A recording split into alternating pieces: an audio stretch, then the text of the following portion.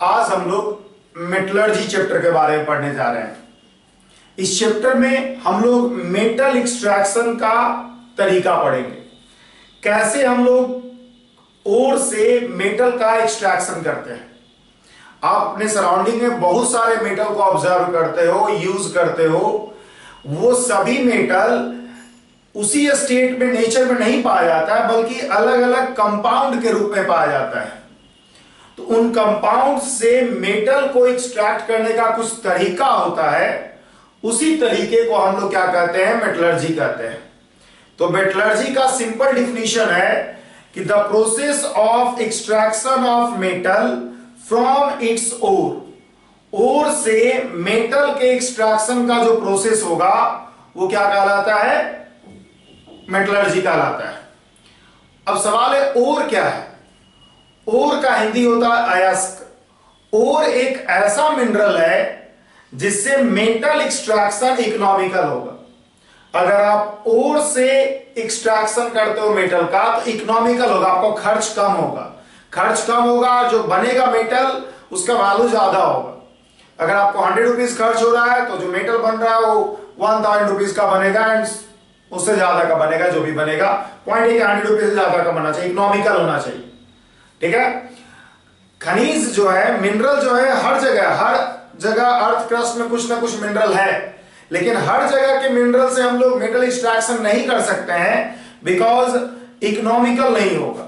ठीक है। तो हम लोग वहीं से मेटल एक्सट्रैक्शन करते हैं, उसी खनिज से मेटल एक्सट्रैक्शन करते हैं जिससे मेटल एक्सट्रैक्शन इकोनॉमिकल हो, और ऐसे ही मिनरल को हम लोग क्या कहते हैं? ओर कहते हैं।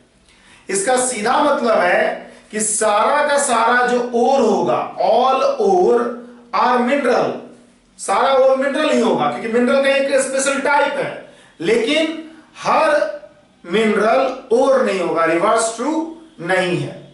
तो बेसिकली हम लोग 2 पॉइंट अभी जाने कि मेटलर्जी का डिफिनीशन है the process of extraction of metal from its ore is called metallurgy, and ore are those minerals from which metal extraction are economical. Metal extraction is economical. और इसलिए all ores are mineral but all minerals are not ore. ठीक है। इस चीज को हम लोग लिख लेते हैं अभी। The process of extraction of metal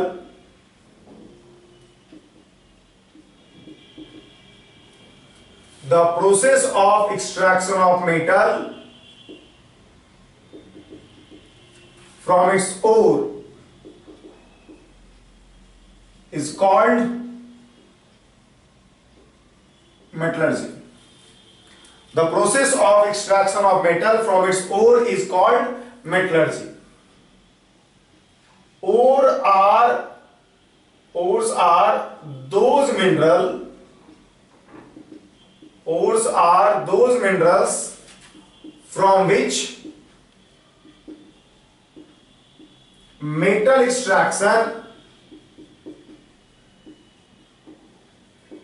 extraction is economical. जिससे कि मेटल एक्सट्रैक्शन क्या होगा? इकोनॉमिकल होगा। Hence all ores are minerals. All ores are minerals, but all minerals are not ore. Not ores. ठीक है। सारा मिनरल ओर नहीं होगा, जबकि हर ओर क्या होगा? मिनरल होगा। अब देखिए, जो प्रोसेस ऑफ मेटलर्जी होता है वो अलग अलग मेटल के लिए अलग अलग होगा। ये कॉमन सेंस की बात है कि अलग अलग मेटल को उसके ओर से एक्सट्रैक्ट करने का तरीका अलग अलग होगा। As well as same metal का एक्सट्रैक्शन अलग अलग टाइप ऑफ ओर से अलग अलग होगा। आपको अगर एल्युमिनियम एक्सट्रैक्ट करना है, गोल्ड एक्सट्रैक्ट करना है, लेड एक्सट्रैक्ट करना है, कॉपर एक्सट्रैक्ट करना, आयरन एक्सट्रैक्ट करना है, तो अलग अलग तरीका होगा सबका एक्सट्रैक्शन का। इवन अगर आपको एल्युमिनियम एक्सट्रैक्ट करना है लेकिन ऑक्साइड ओर से करना है, फ्लोराइड ओर से करना है, क्लोराइड ओर से करना है, तो आपका तरीका डिफर करेगा। तो प्रोसेस ऑफ मेटलर्जी मेटल पे डिपेंड करता है एज वेल एज ओर पे डिपेंड करता है, ओर के टाइप पे डिपेंड करता है। ठीक है, the process of metallurgy, the process of metallurgy depends on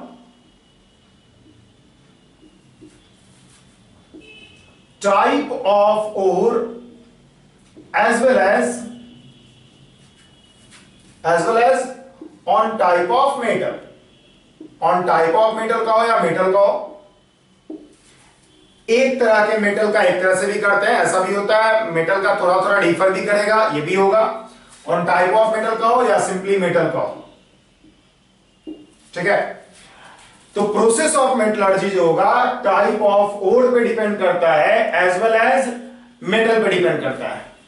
हालांकि सम जनरल स्टेप इन्वॉल्व होता है हर तरह के एक्सट्रैक्शन में। उसी जनरल मेथड को हम लोग सबसे पहले पढ़ेंगे इस चैप्टर में। इस चैप्टर में हम लोग सबसे पहले general method of extraction of metals पढ़ेंगे, and then after we will study about a specific detail of different types of metal का extraction, a specific detail of extraction of different types of metal, and then after we will study about details of extraction of iron, aluminium, copper and zinc. ये चारों हमारे syllabus में है, इसलिए इन चारों को हम लोग डिटेल में पढ़ेंगे।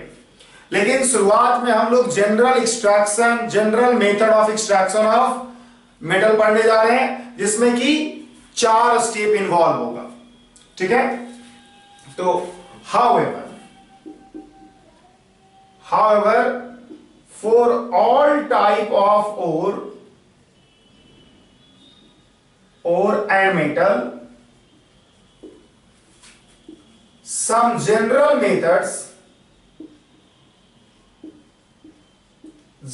method of metallurgy, some general methods of metallurgy are applicable, some general method of metallurgy are applicable, which we have to study first,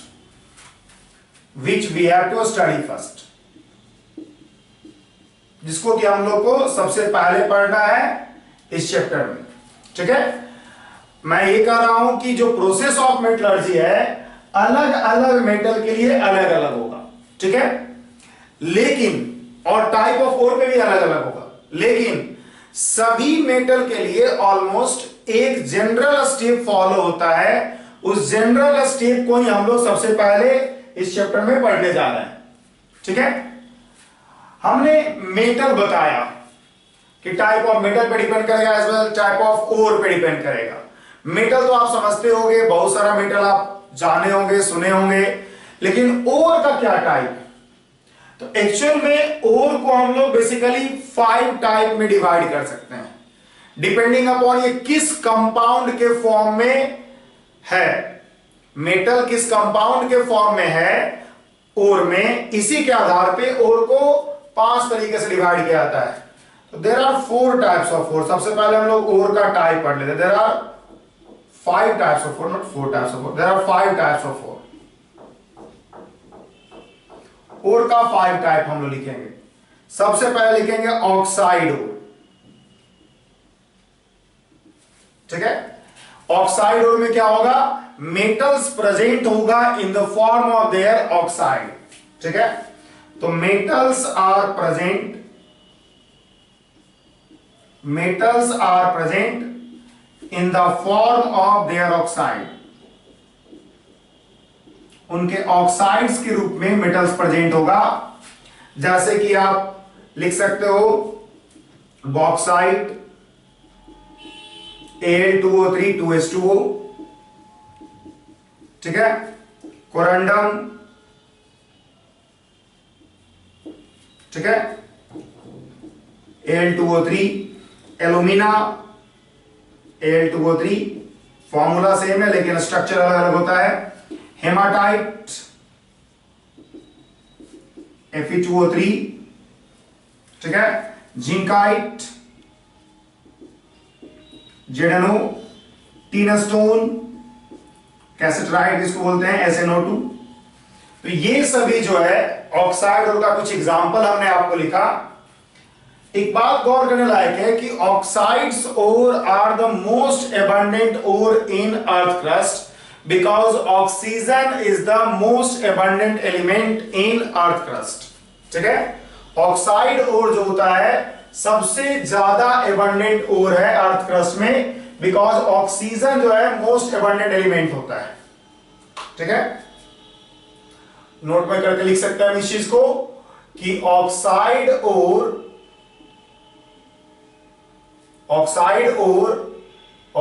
ores are most abundant ore in earth crust because oxide ore जो होगा most abundant ore होगा in earth crust because oxygen is the most abundant element. Oxygen is the most abundant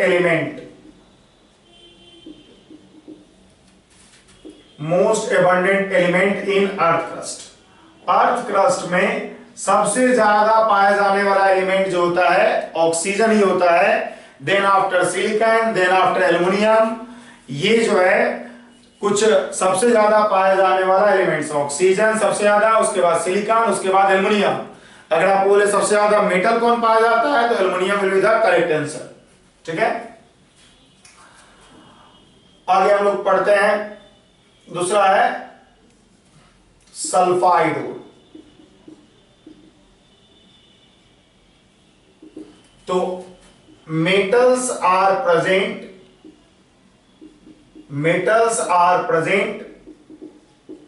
in the form of their sulfide। Definition आप तुरंत समझ सकते हो because definition कुछ है ही नहीं। जो फॉर्म में मेटल प्रेजेंट होगा और में वही और का नाम है। जैसे फॉर एग्जांपल में इसमें अगर लिखना चाहोगे आप तो ZnS जिसको कि हम लोग बोलते हैं जिंक ब्लेंड। ठीक है, PbS जिसको कि हम लोग बोलते हैं गैलेना। ठीक है, तो ये सब जो है कुछ सल्फाइड हो रहा है। Cu2S, copper glance. ठीक है, CuFeS2, कॉपर पाइराइट। ये सब जो है सल्फाइड ओर का एग्जाम्पल है। अब देखिए हम लोग अगला और पढ़ेंगे हेलाइड ओर, जिसमें कि हेलाइड्स के फॉर्म में क्लोराइड, फ्लोराइड, ब्रोमाइड, आयोडाइड के फॉर्म में पाया जाएगा हेलाइड्स ओर। तो metals are present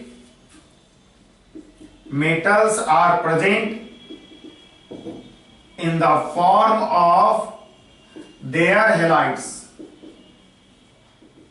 metals are present in the form of their halides। जैसे कि एग्जांपल में अगर आप लिखोगे तो KCl MgCl2 6H2O जिसको कि हम लोग बोलते हैं कार्नालाइट। ठीक है, AgCl जिसको कि हम लोग बोलते हैं हॉर्न सिल्वर। ठीक है, अगर हम बात करें, ठीक है, और भी बहुत सारा और हो सकता है Na3LF6 जिसको हम लोग बोलते हैं क्रायोलाइट। ठीक है, अगर हम CaF2 बात करें तो फ्लोरोस्पार। तो ये सब जो है हेलाइड्स ओर का एग्जाम्पल है। अगला और है जिसमें कि मेटल जो होता है प्रेजेंट होता है इन the form of oxygen ion, जैसे कि कार्बोनेट, नाइट्रेट, सल्फेट और इन सबको हम एक साथ लिख रहे हैं। ठीक है, कार्बोनेट, सल्फेट, फास्फेट, नाइट्रेट और। ठीक है, आप समझ ही रहो कि मेटल जो होगा करस्पॉन्डिंग कंपाउंड में होगा। कार्बोनेट में होगा तो कार्बोनेट और, सल्फेट में होगा सल्फेट और, फास्फेट में होगा फास्फेट और, नाइट्रेट में होगा तो नाइट्रेट और। एग्जांपल हम सिंपल लिखेंगे CaCO3 MgCO3, इसको बोलते हैं हम लोग डोलोमाइट। MgCO3 अगर सिंपली रहा तो इसको हम लोग बोलेंगे मैग्नेसाइट। MgSO4 7H2O को हम लोग क्या बोलेंगे? इप्सोमाइट या इप्सम सॉल्ट। MgSO4 7H2 को हम लोग क्या बोलेंगे? इप्सम सॉल्ट बोलेंगे। ठीक है। Ca3PO4 का होल 2, CaF2 को हम लोग क्या कहेंगे? फ्लोरेपेटाइट। ठीक है। KNO3 Indian saltpetre, saltpetre. NNO3 Chile salt pitcher.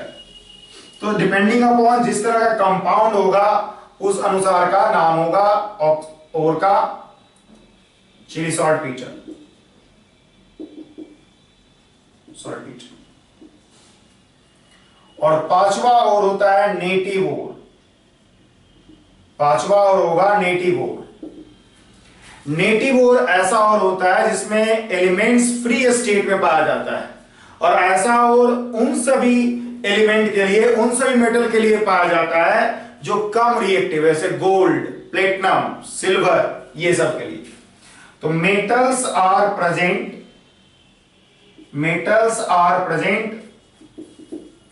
इन अनकंबाइंड स्टेट। अनकंबाइंड स्टेट में मेटल प्रेजेंट होता है, जिसको कि हम लोग क्या कहते हैं? नेटिव ओर कहते हैं। जैसे कि gold, silver, platinum, Nobel metal. Nobel metal मतलब कम रिएक्टिव मेटल्स। कम रिएक्टिव मेटल जो होगा वो नेटिव ओर के रूप में पाया जाता है। ठीक है। तो यही 5 तरह का क्लासिफिकेशन है ओर के लिए, जिसके बारे में हम लोग को डिटेल में बारी बारी से अलग अलग तरह के ओर के लिए अलग अलग मेथड इन्वॉल्व होगा, जो कि हम लोग को अलग अलग पढ़ना है। लेकिन शुरुआत में, जैसा कि हमने पहले कहा, शुरुआत में हम लोग जनरल मेथड ऑफ एक्सट्रैक्शन पढ़ेंगे, जनरल मेथड ऑफ मेटलर्जी पढ़ेंगे, जिसमें कॉमन प्रोसेस इन्वॉल्व होता है। ठीक है।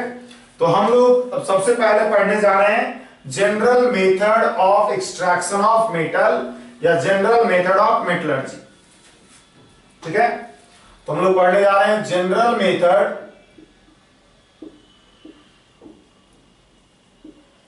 Of metallurgy. मेटलर्जी का जनरल मेथड पढ़ने जा रहे हैं। क्या जनरल मेथड होगा मेटलर्जी का? देखिए, मेटलर्जी का जनरल मेथड में 4 स्टेप इन्वॉल्व होता है। पहला होता है concentration of ore. Concentration of ore में हम लोग ओर को प्यूरिफाई करते हैं। कंसंट्रेशन ऑफ ओर में हम लोग ओर को प्यूरिफाई करते हैं। उसमें जो अनवांटेड मटेरियल है, जैसे कि सॉइल, जैसे कि सैंड, जैसे कि और भी अनवांटेड मटेरियल, अलग अलग कंपाउंड भी, उसको हम लोग सेपरेट करते हैं, जिसको कि हम लोग बोलते हैं कंसंट्रेशन ऑफ ओर। दूसरा स्टेप होता है रोस्टिंग और calcination of concentrated ore. Concentrated ore को, जिसमें कि आपने अनवांटेड मटेरियल को हटा दिया, उसके बाद उस ओर को, कंसंट्रेटेड ओर को हम लोग को रोस्टिंग या कैल्सिनेशन करना होता है। एंड देन आफ्टर रोस्टिंग और कैल्सिनेशन के बाद हम लोग स्मेल्टिंग ऑफ ओर करते हैं। ओर का फिर स्मेल्टिंग करते हैं रोस्टेड और कैल्सिनेशन के बाद। एंड देन आफ्टर स्मेल्टिंग के बाद हम लोग को इम्प्योर मेटल मिल जाता है, जिससे कि हम लोग फिर फर्दर क्या करते हैं? रिफाइनिंग ऑफ मेटल करते हैं। ठीक है। तो इट इन्वॉल्व्स 4 स्टेप्स। ये जो है 4 स्टेप्स इन्वॉल्व करता है। सबसे पहला स्टेप है general method of metallurgy, 4 step involve करता है। सबसे पहला है कंसंट्रेशन ऑफ ओर। ओर का कंसंट्रेशन। ठीक है। ओर का प्यूरिफिकेशन। कहने का मतलब ये प्यूरिफिकेशन ऑफ ओर से रिलेटेड है। इसमें हम लोग ओर का प्यूरिफिकेशन करेंगे। दूसरा होता है रोस्टिंग और कैल्सिनेशन। रोस्टिंग और कैल्सिनेशन जिसमें कि हम लोग मेटल ओर से क्या करते हैं, मेटल ऑक्साइड प्राप्त कर लेते हैं। मेटल ओर से हम लोग मेटल ऑक्साइड प्राप्त कर लेते हैं। इन दोनों का काम यही है कि मेटल ओर से आप क्या करोगे, मेटल ऑक्साइड प्राप्त कर लोगे। तीसरा होता है स्मेल्टिंग। और स्मेल्टिंग में हम लोग क्या करते हैं, मेटल ऑक्साइड को हम लोग मेटल में कन्वर्ट कर लेते हैं। और चौथा होता है रिफाइनिंग ऑफ मेटल, जिसमें हम लोग क्या करते हैं, जो इम्प्योर मेटल है, इम्प्योर मेटल है, उसको हम लोग क्या करते हैं, प्योर मेटल में कन्वर्ट कर लेते हैं। ठीक है, तो यही 4 स्टेप इन्वॉल्व होता है जनरल प्रोसेस ऑफ मेटलर्जी में। हालांकि बहुत सारा ऐसा मेटल्स है जिसके लिए ये सब स्टेप ना करके इसमें से कुछ स्टेप करोगे और उसके बाद आपका प्रोसीजर चेंज कर जाएगा। उन सभी चीजों को हम लोग आगे जाकर के पढ़ेंगे डिटेल में, लेकिन फिलहाल हम लोग सबसे पहले इन चारों प्रोसेस को, इन चारों स्टेप को डिटेल में स्टडी करने जा रहे हैं। ठीक है, तो सबसे पहले हम लोग पढ़ेंगे कंसंट्रेशन ऑफ ओर। ओर का कंसंट्रेशन क्या मतलब है, ओर के कंसंट्रेशन का मतलब क्या होता है, कैसे कैसे करेंगे। तो हम लोग सबसे पहला पढ़ने जा रहे हैं कंसंट्रेशन ऑफ ओर। ओर का कंसंट्रेशन, ओर का कंसंट्रेशन ओर के टाइप पे डिपेंड करता है। एक्चुअल में कंसंट्रेशन ऑफ ओर में हम लोग अनवांटेड मटेरियल को हटाते हैं, जिसके कारण जो डिजायर्ड मटेरियल है, जिस मेटल का आपको एक्सट्रैक्शन करना है, उस मेटल के कंपाउंड का परसेंटेज बढ़ जाता है। मतलब अनवांटेड मटेरियल को हटा करके अनवांटेड मटेरियल को ही हम लोग कंबाइनली कहते हैं गैंग, और जो इंप्योरिटीज प्रेजेंट होगा उसी को हम लोग गैंग और मैट्रिक्स कहते हैं। ठीक है, जो अनवांटेड मटेरियल होगा ओर में प्रेजेंट उसी को हम लोग गैंग और मैट्रिक्स कहते हैं। उसको हटाने का जो प्रोसेस होगा ओर से, उसी को हम लोग कंसंट्रेशन ऑफ ओर कहते हैं। और कंसंट्रेशन ऑफ ओर करने से जो डिजायर्ड मटेरियल होगा, जिस मटेरियल से आपको मेटल का एक्सट्रैक्शन करना है, उसका परसेंटेज बढ़ जाएगा और और प्रोसेस ऑफ कंसंट्रेशन डिपेंड्स करता है ओर के टाइप पे। अगर ऑक्साइड ओर है तो अलग तरीके से होगा, सल्फाइड ओर है तो अलग तरीके से होगा, अगर कोई स्पेशल टाइप ऑफ ओर है, एल्युमिनियम का ओर है, तो उसके लिए हम लोग को लीचिंग करना पड़ता है। अगर हमको मैग्नेटिक नेचर का ओर है तो उसके लिए हम लोग को मैग्नेटिक सेपरेशन प्रोसेस करना होता है। तो depending upon type of ore, concentration of जो ओर का प्रोसेस है वो डिफर करता है। ठीक है, तो इस प्रोसेस में, इस स्टेप में क्या करते हैं, दिस स्टेप अनवांटेड मटेरियल जिसको कि हम लोग कहते हैं गैंग और मैट्रिक्स,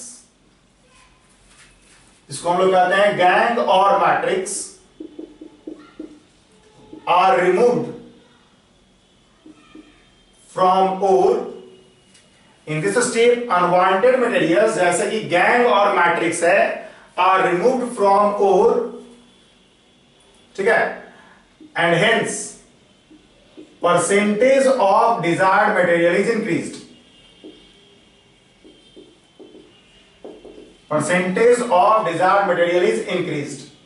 डिजायर्ड मटेरियल का परसेंटेज बढ़ जाएगा। अब जो प्रोसेस ऑफ कंसंट्रेशन है ओर के टाइप पे डिपेंड करता है, इस तरह से।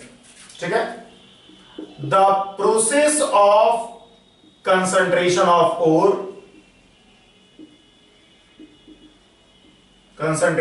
ओर डिपेंड्स ऑन इट्स टाइप।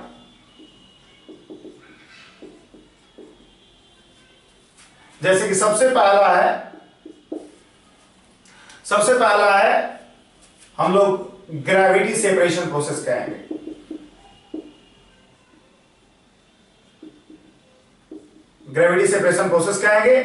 इसी को लेविगेशन भी कहा जाता है। ये बहुत आसान है, बहुत कॉमन प्रिंसिपल पे बेस्ड है। इस मेथड में हम लोग क्या करते हैं, पे जेट ऑफ एयर मतलब एयर का एक प्रवाह, एयर का एक स्ट्रीम या जेट ऑफ वाटर पास करते हैं, जिससे कि जो हल्का होगा, जो इंप्योरिटीज हल्का होता है वो दूर चला जाता है, एयर और वाटर के साथ बह जाता है, जबकि जो हैवियर पार्टिकल है, जो ओर का पार्टिकल है, जो डिजायर्ड मटेरियल है, वो नीचे रह जाएगा। ठीक है, एकदम कॉमन प्रोसेस है, इसमें कुछ है नहीं। ऑब्वियस सी बात है, ऐसा प्रोसेस हम तभी अप्लाई करेंगे जब इंप्योरिटीज और जो ओर है उसके बीच के मास में डिफरेंस हो, उसका डेंसिटी में डिफरेंस हो, जो कि ऑक्साइड ओर और कार्बोनेट ओर में होता है। ऑक्साइड ओर और कार्बोनेट ओर में मास ऑफ, जो कह सकते हो, ओर और मास ऑफ इंप्योरिटीज क्या होता है, अलग अलग होता है, मतलब अच्छा खासा डिफर करता है, जिसके कारण से हम लोग ये प्रोसेस यूज करते हैं इन दोनों ओर के लिए। ठीक है, तो this process is used for oxide ore and carbonate ore. This process is used for oxide ore and carbonate ore where difference in mass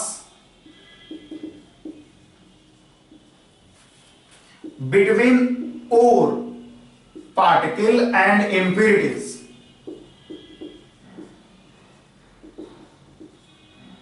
is large। जहां पर impurities के मास में और और पार्टिकल्स के मास में अच्छा खासा डिफरेंस। जब दोनों के डिफरेंस होगा तो हम कर सकते हैं, इसमें क्या करते हैं, इन this process A jet of air और वाटर इज पास्ड ओवर और which separate ore particle from impurities, जो कि क्या करेगा, ओर पार्टिकल्स को इंप्योरिटीज से सेपरेट कर देगा। आपके पास, आपने क्या किया, ओर यहां पे डाला, यहां से आपने क्या किया, जेट ऑफ एयर और वाटर पास किया, यहां पर से आपने जेट ऑफ एयर और वाटर पास किया।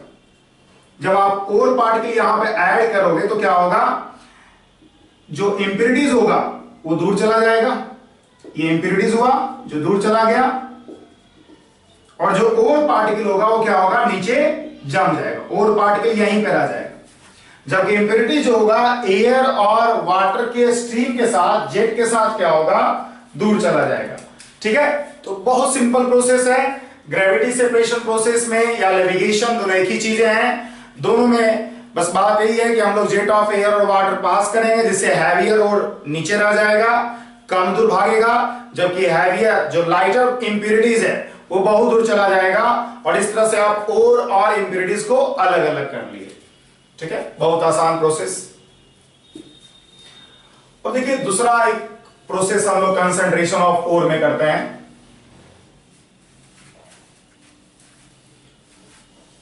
दूसरा एक प्रोसेस होता है मैग्नेटिक सेपरेशन प्रोसेस।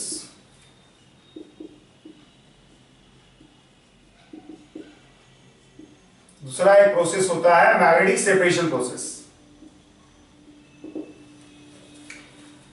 इस प्रोसेस के थ्रू हम लोग ऐसे ओर का कंसंट्रेशन करते हैं जिसमें आइदर इंप्योरिटी और ore is of magnetic nature.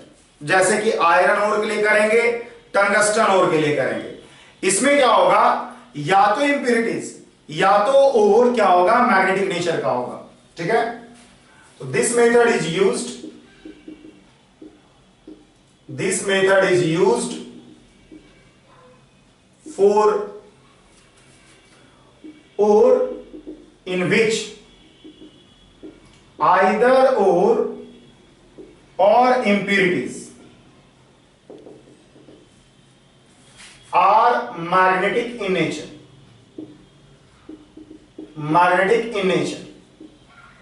जैसे फॉर एग्जांपल के लिए आप यूज करोगे आयरन ओर के लिए, और आयरन ओर के अलावा आप यूज करते हो किसके लिए, टंगस्टन ओर के लिए। कंस्ट्रक्शन ओर के लिए हम लोग यूज करते हैं। ठीक है, इसमें करते क्या है, इन दिस प्रोसेस, इस प्रोसेस में हम लोग करते क्या है, ओर को पास किया जाता है एक रोटेटिंग मैग्नेटिक बेल्ट पर। ओर को पास किया जाता है एक रोटेटिंग मैग्नेटिक बेल्ट पर, जिसके पे अगर आप ओर ऐड करोगे, ओर पार्टिकल ऐड किया आपने, और आपने इस पे डाला, तो जो नॉन मैग्नेटिक नेचर का होगा वो क्या होगा, दूर चला जाएगा। जो नॉन मैग्नेटिक नेचर का होगा वो दूर चला जाएगा, और जो मैग्नेटिक नेचर का होगा वो चूंकि इससे जुड़ा होगा तो क्या होगा, यहीं पे आकर के प्रिसिपिटेट, यहीं पे आके जमेगा, यहीं पे आके गिरेगा, जबकि नॉन मैग्नेटिक नेचर का होगा वो दूर चला जाएगा। तो इसमें हम लोग क्या करते हैं, ओर पार्टिकल को पास करते हैं ओवर रोटेटिंग मैग्नेटिक बेल्ट। ठीक है, in this process ore is passed over a rotating magnetic belt.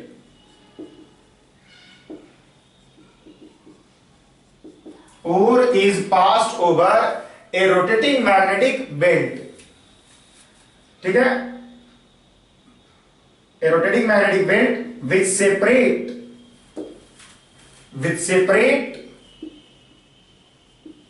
magnetic and non-magnetic particles,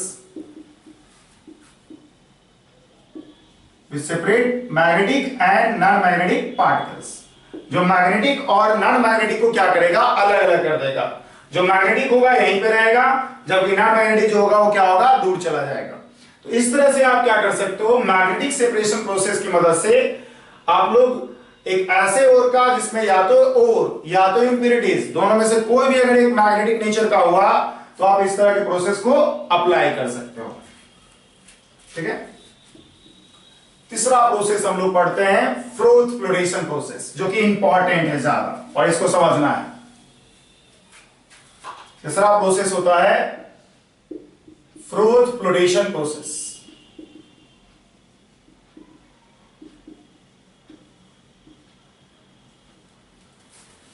इस मेथड का यूज सल्फाइड ओर के लिए किया जाता है। इस मेथड का यूज सल्फाइड ओर के लिए किया जाता है। Through this method, so this method sulfide ore is extracted. Sulfide ore is purified, not extracted. ठीक है, इस मेथड में करते क्या है, इस मेथड में हम लोग क्या करते हैं,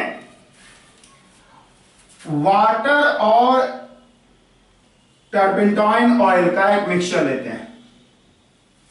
वाटर और टर्पेंटाइन ऑयल का, इसमें वाटर है प्लस टर्पेंटाइन ऑयल है, एक मिक्सचर लेते हैं विथ स्टेबलाइजर। देखिए, स्टेबलाइजर का काम है इस मिक्सचर को स्टेबलाइज करना। वाटर में टर्पेंटाइन ऑयल सोलुबल नहीं होगा, तो वाटर में जब टर्पेंटाइन ऑयल सोलुबल नहीं होगा तो उसके लिए अगर आपको सोलुबल बनाना है वाटर ऑयल को, आप कोलाइडल सॉल्यूशन अगर आप जानते हो तो पता होगा कि ये किस तरह का है, एक इमल्सन है। इमल्सन को हम लोग स्टेबलाइज करने के लिए स्टेबलाइजर ऐड करते हैं, KOH वगैरह इसमें ऐड किया जाता है। ठीक है, स्टेबलाइजर के रूप में KOH वगैरह इसमें ऐड किया जाता है, जो कि क्या करता है, जो इमिसिबल लिक्विड है उसको मिसिबल बनाता है, मिला देता है। इसमें हम क्या करते हैं, ओर पार्टिकल को डालते हैं, ओर को इसमें डाल दिया एक तरफ से, और एक तरफ से क्या किया जाता है, ब्लो पाइप के थ्रू, ब्लो पाइप के थ्रू क्या किया जाएगा, ब्लो पाइप मतलब एयर पास किया जा गया, और क्या, ब्लो पाइप एक रखा हमने जिससे कि एयर पास किया गया, और एयर पास करके इस मीडियम में फ्रोथ प्रोड्यूस किया गया। फ्रोथ मतलब झाग, लेकर झाग प्रोड्यूस किया गया। टर्पेंटाइन ऑयल का काम था झाग प्रोड्यूस करना। आप टर्पेंटाइन ऑयल की जगह डिटर्जेंट वगैरह भी ले सकते हो यहां पे। ठीक है, टर्पेंटाइन ऑयल की जगह हम लोग डिटर्जेंट भी यूज कर सकते हैं। अल्टीमेटली टर्पेंटाइन ऑयल का काम क्या था, झाग प्रोड्यूस करना। ठीक है, झाग प्रोड्यूस हुआ। सल्फाइड ओर जो होगा वो लेस सॉल्युबल होता है वाटर में। सल्फाइड ओर जो होगा वो लेस सोलुबल होता है वाटर में, बिकॉज वो कोवलेंट नेचर रखता है, मतलब सिग्निफिकेंट कोवलेंट नेचर रखता है। अगर हम कोई सल्फाइड ओर की बात करें स्टूडेंट्स, हम पूछे कि बताइए आयनिक है कि कोवलेंट है, तो आपका आंसर होगा आयनिक। लेकिन हम बता दें कि ये पार्सली आयनिक पार्सली कोवलेंट है, मतलब कोवलेंट नेचर अच्छा खासा है इसमें। आयनिक है, हम ये नहीं करें कि आयनिक नहीं है, लेकिन कोवलेंट नेचर सिग्निफिकेंट है। और कोवलेंट नेचर होने के कारण सल्फाइड ओर जो होगा, यहां पर सल्फाइड ओर जो आपने इसमें डाला हुआ है वो क्या होगा, वाटर रिपेलेंट होने के कारण झाग में चल जाएगा। ZnS सल्फाइड सल्फाइड यहां पे चला जाएगा, सल्फाइड ओर, हम सल्फर नहीं बोल रहे हैं, सल्फाइड ओर बोल रहे हैं, सल्फाइड ओर यहां पे चला जाएगा। ZnS लिखना चाहिए मुझे, जगह आपको हमने कम लिखा, इसलिए हम समझा रहे हैं सारी चीजों को अभी फिलहाल। तो सल्फाइड और वाटर रिपेलेंट होने के कारण, कोवलेंट नेचर होने के कारण झाग में चला जाएगा, और जो इंप्यूरिटीज होगा वो क्या होगा, सेटल डाउन कर जाएगा। ये इंप्यूरिटीज होता है वो सेटल डाउन कर जाता है। और झाग को आप, फ्रोथ को आप क्या करोगे, किसी तरीके से आप आराम से पैडल लेकर क्या डालोगे, और इस तरह से आप सल्फाइड ओर को अलग कर लिए फ्रॉम इंप्यूरिटीज। यही फ्रोथ प्रोडेशन प्रोसेस है, ठीक है। तो इस प्रोसेस में क्या कहता है, in this process sulfide ore is kept in water plus turpentine oil mixture, water plus turpentine oil mixture. बात याद रखिएगा, ये पूछा जा सकता है कि स्टेबलाइजर जो KOH डाला गया उसका काम क्या है। KOH का काम है वाटर प्लस टर्पेंटाइन ऑयल को मिला के रखना, ठीक है, क्योंकि दोनों आपस में मिसबल बहुत कम होगा। In this process sulphide ore is kept in water plus turpentine oil mixture, ठीक है, ठीक है। Air is passed through a blow pipe in the mixture. Air is passed through a blow pipe in the mixture which create froth, which generate froth, जो कि क्या करेगा, froth produce करेगा। which generate froth, air को जब आप blow pipe से पास करोगे तो फ्रोथ प्रोड्यूस होगा, ठीक है।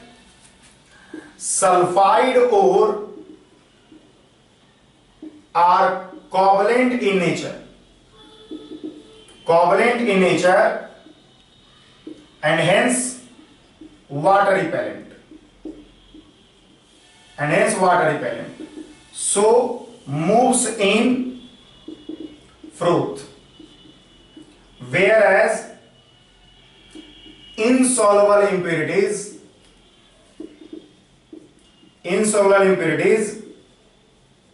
are precipitated, ठीक है। insoluble impurities क्या हो गया, precipitate हो गया।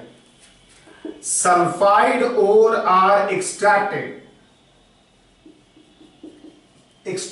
विथ फ्रोथ के साथ आपने क्या किया, सल्फाइड ओर को अलग कर दिया।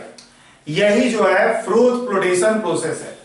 फ्रोथ प्रोडेशन प्रोसेस यही है कि हम लोग क्या करते हैं, water plus turpentine oil, water plus detergent में हम लोग झाग प्रोड्यूस करते हैं, सल्फाइड और रख करके उसको जब हम स्टीर करेंगे अच्छे से, सल्फाइड और वाटर रिपेलेंट होगा, बिकॉज कोवलेंट नेचर का है, झाग में चला जाएगा, झाग में सोलुबल हो जाएगा, और जो इंप्यूरिटीज होगा वो क्या होगा, सेटल डाउन कर जाएगा। इसमें एक चीज याद रखना है कि स्टेबलाइजर हम लोग एक ऐड करते हैं, नोट में करके लिख सकते हैं हम लोग कि we add,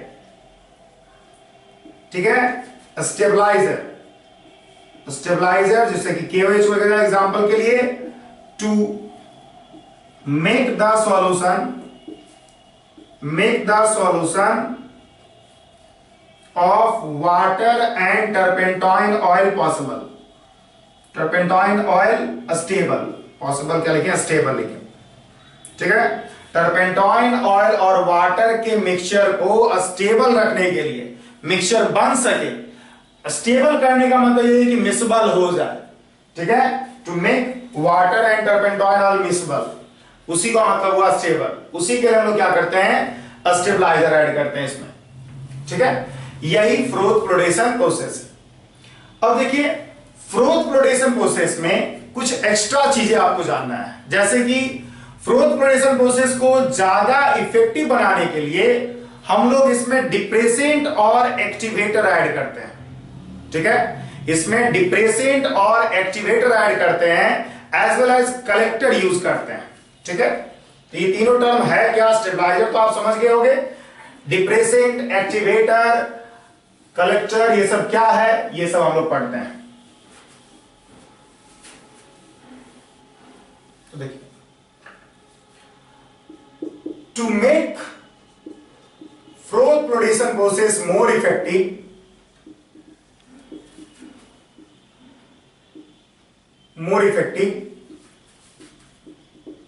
we add collectors, depressant and activators। सबसे पहली बात है कलेक्टर क्या है, कलेक्टर्स क्या है।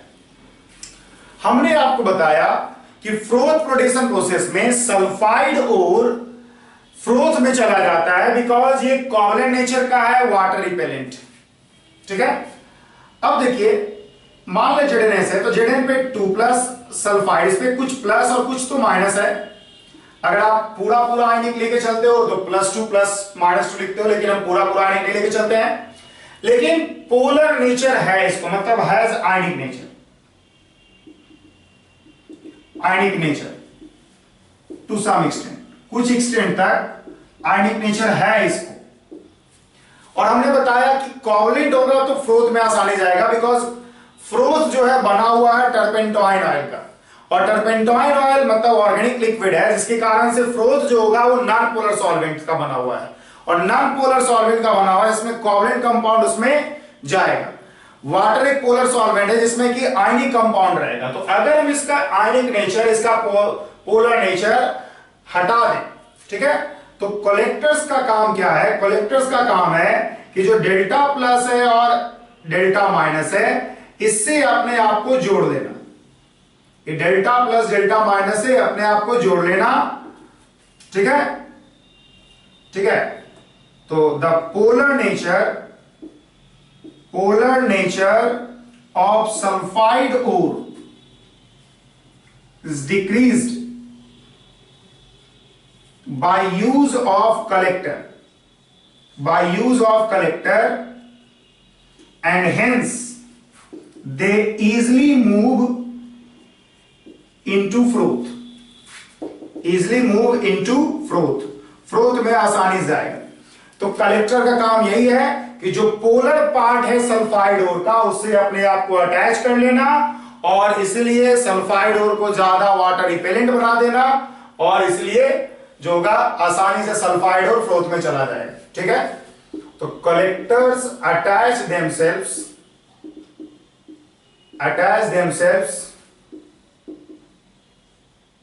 with polar part of sulfide ore, and make them more repulsive, more water repellent, and hence they easily move into froth। जब polar part से अपने आप को अटैच कर लेगा तब क्या होगा, आसानी से सल्फाइड ओर जो होगा फ्रोथ में जा पाए। तो कलेक्टर्स यही है। ठीक है, अब सवाल है डिप्रेसेंट और एक्टिवेटर क्या होता है।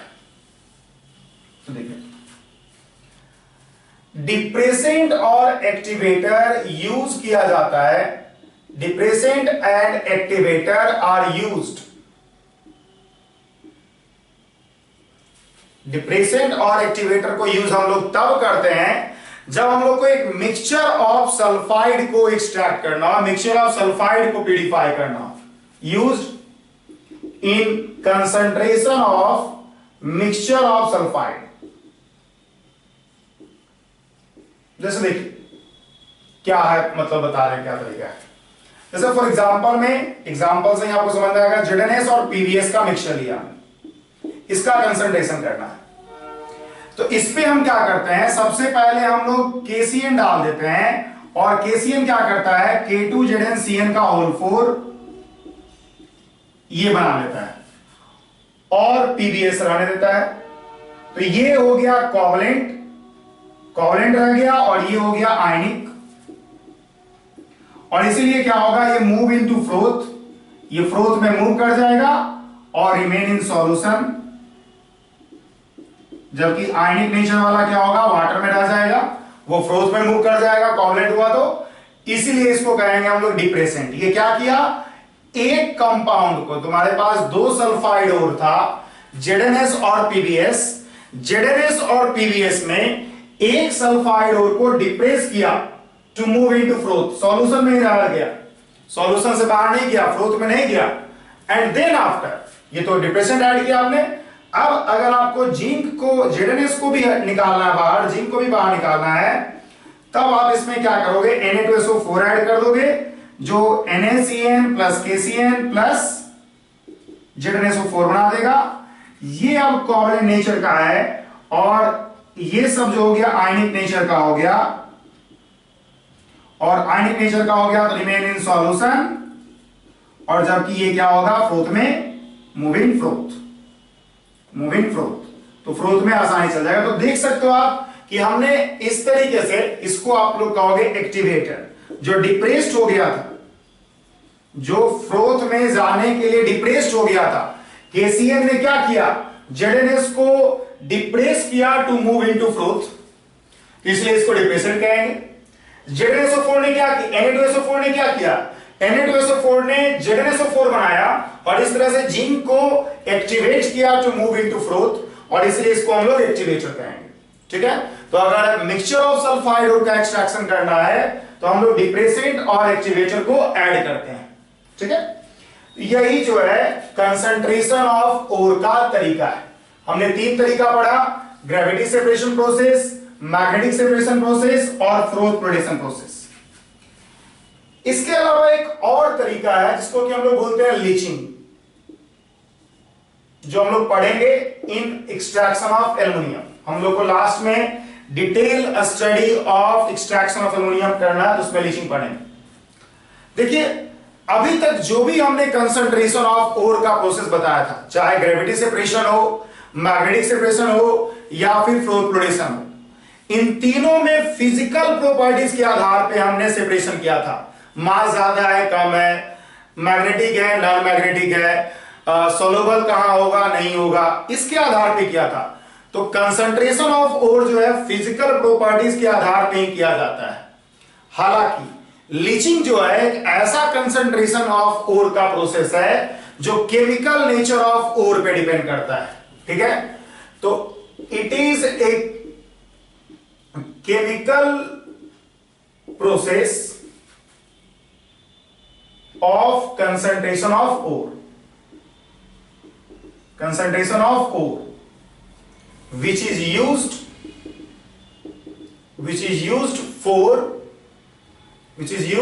for extraction of aluminum from bauxite ore। Bauxite ore से एल्युमिनियम का एक्सट्रैक्शन करने में हम लोग लीचिंग यूज करते हैं, और एक केमिकल प्रोसेस है।